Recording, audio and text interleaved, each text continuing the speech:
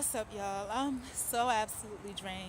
I'm like completely drained. I went to it and I'm just so drained by it because what drains me the most, I think, is that one of the major topics, again, like I said, the symposium was ban the box, and they were talking about banning the check box for, asking the question whether you've been convicted of a crime or not.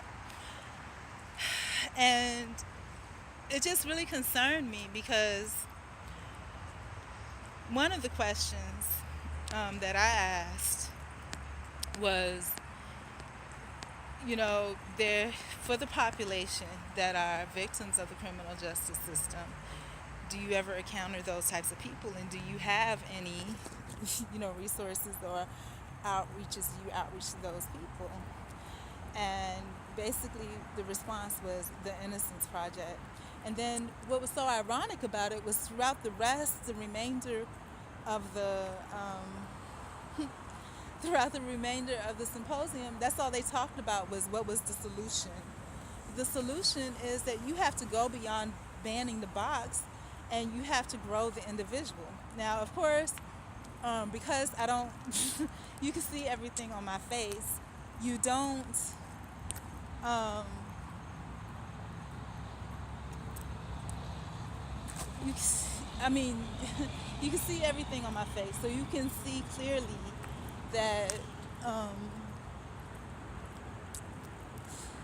Oh, I mean, the way, and I'll play the clip for you if I can find it, but the way that it was brought up, Judge Mathis actually answered me, and he was just like, oh, he put me off as being a student. I'm not a student. I'm a victim of the criminal justice system. I didn't get a chance to share that, but that's what he did. He pushed me off as a student. Just a student that was concerned about this group of people. No, I'm not. And I didn't get a chance to say that. And it was just, that's frustrating to me. And then there was a man that showed me kind of how to do it. He came, and when he stood, he spoke up, and he was like, he's come to places like this, and he's gotten jobs or whatever. And he just ran, instead of letting them run over him, he ran over them. And he did exactly what I was going to do if given the opportunity, but you only have one shot, so you got to kind of let everybody go and just do it, and that's probably what I should have done. But, he introduced himself as a person that was in jail for like 26 years. And, oh gosh, and, he put out there that he was looking for the opportunity for a job and this, that, and the other, and, that's what he went for. And I don't know, what frustrated me so much was that it all seemed like a lie. Like, they talked so much about how, what can you do to ban outside of banning the box, and there are things that you can do outside of the banning the box. It's building a sense of community, and it's not putting it off to bigger organizations and things like that. It's about taking responsibility for yourself and your community. You are talking about people, and they said it themselves, that have been muted, that are susceptible to workplace bullying, that are that are susceptible to workplace bullying, that are victims of the criminal justice system. They don't have voices to speak for themselves. They don't. Your voice has been taken away. You've been taught that nothing that you say matters. And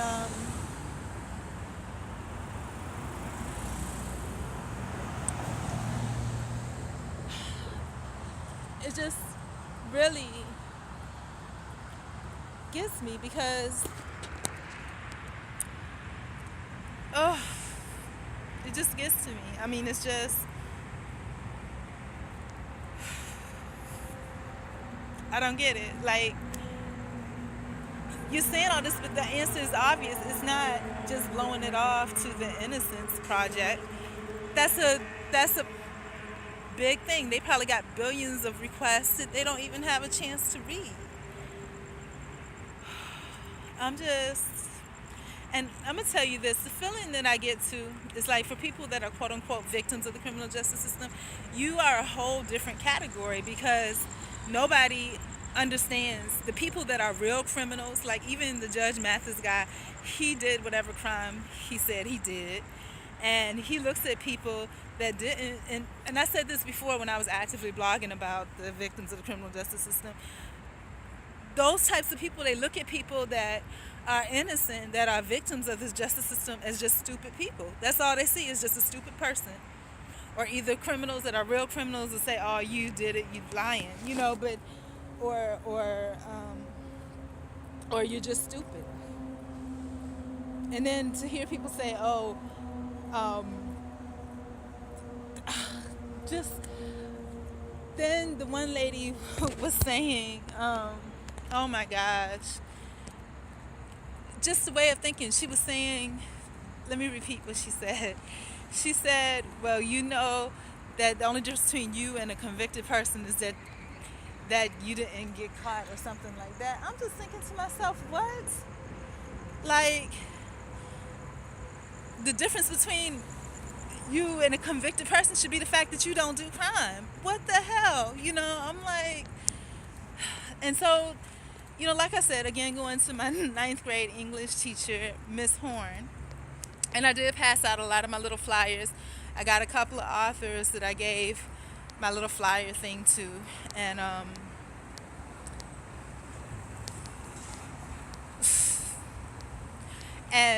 they agreed to, if I sent them something that they would read, a couple pages and whatever questions that they have asked. And the guy said he self-published, one guy, and he admitted he sold drugs or whatever it was that he did.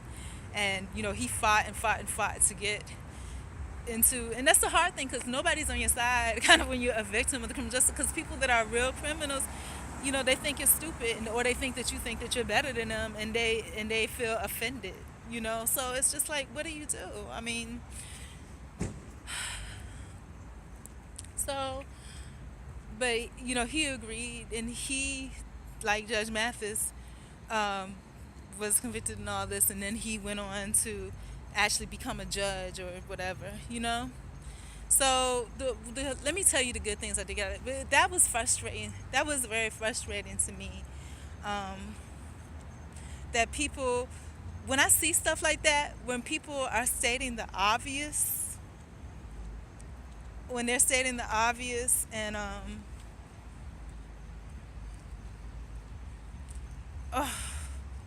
and when they're asking questions about things that are so obvious, and it's like,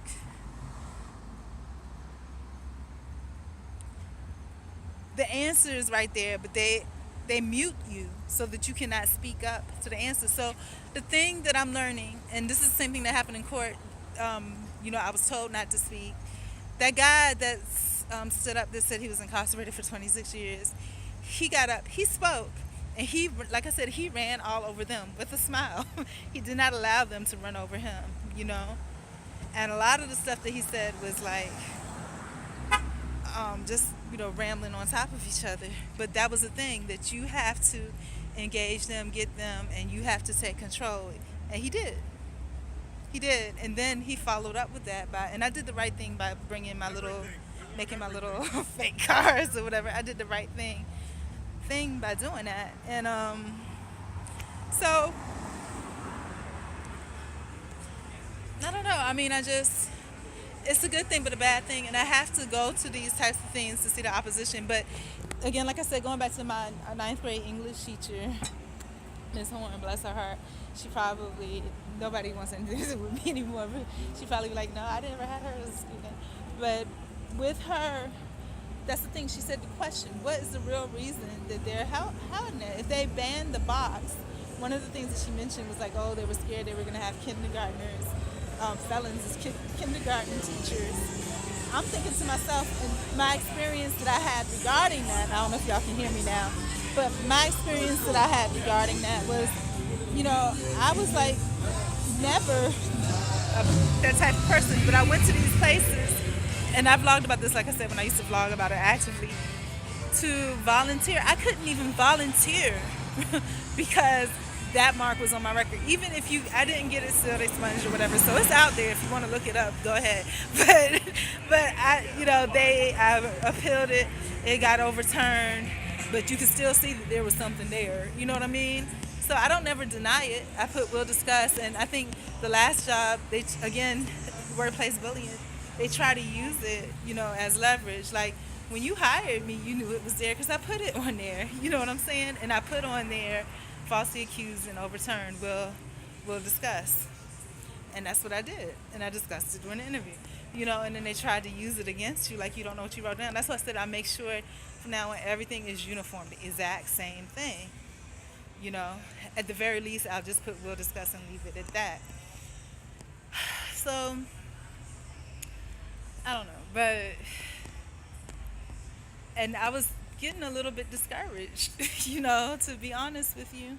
And then when I talked to the one lady, the only one lady that sounded intelligent that worked there, or that was on the non-celebrity portion of the panel, she's only been, I guess, the provost for,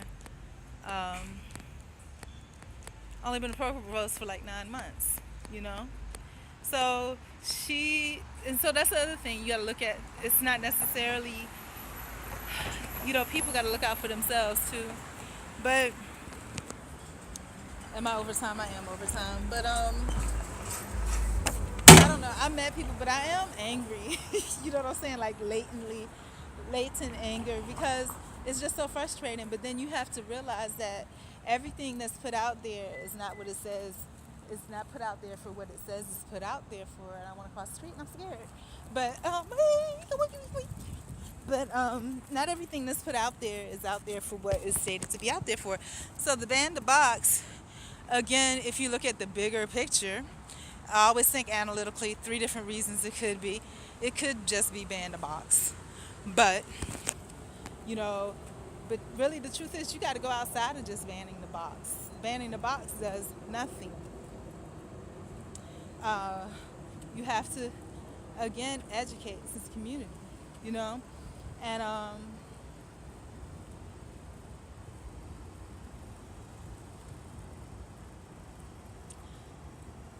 don't know.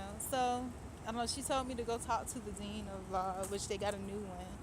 So I don't know, and I talked to some of the students, and that made me mad. He tried to put me off as a student. I'm not a student. I'm a person that's been through this. I have experienced this firsthand. I'm not a student. Not.